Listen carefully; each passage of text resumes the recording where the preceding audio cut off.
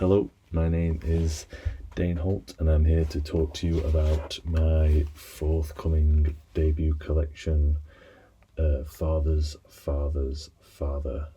This is just a bound proof. It's not the final product. The image on the front will be sort of several cut out figures laid vaguely one on top of the other, but in a way that you're never quite sure where one begins and another ends, which is, I think, an apt image for the book, in which there are many voices and masks and deflections, so hopefully you are never quite sure where one begins and another ends. The book is separated loosely into three parts. The first part is sort of includes strange biographies of people like the professional wrestler John Cena and the country and western star Tammy Wynette and the actor Humphrey Bogart, but using those biographies in order to talk about the speaker's own position in relation to their legacy and family and their place in society and masculinity and all those sorts of things. The middle part contains versions of poems by the Russian poet Sergei Yesenin, in which I don't use another's voice as a refraction. These are versions of his own poems, and hopefully there's some lines of continuity between a turn of the century Russian poet and the contemporary. The third section is similar to the first section, but hopefully the poems are a bit more sort of treacherous or slippery or undecided.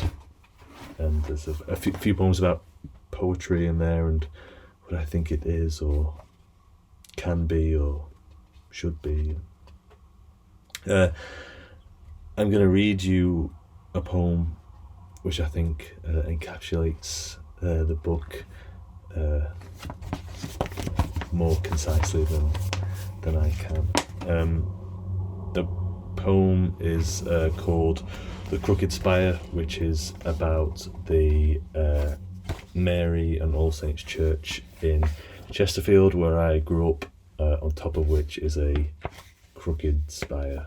And there are all sorts of stories about how the spire came to be crooked, and as you can imagine, they all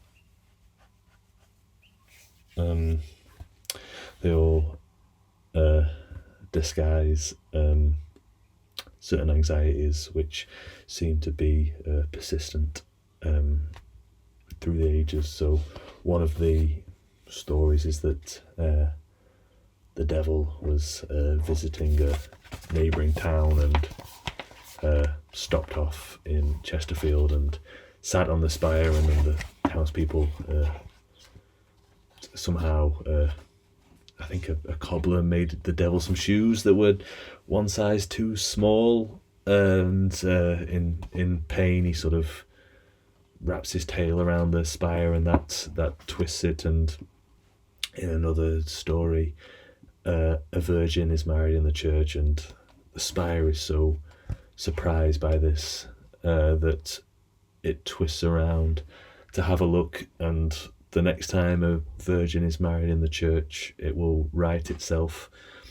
And another story was that, I guess slightly more plausibly, compared to the other two, maybe, I don't know, is that owing to the Black Death, there was an influx of unskilled labour from Europe.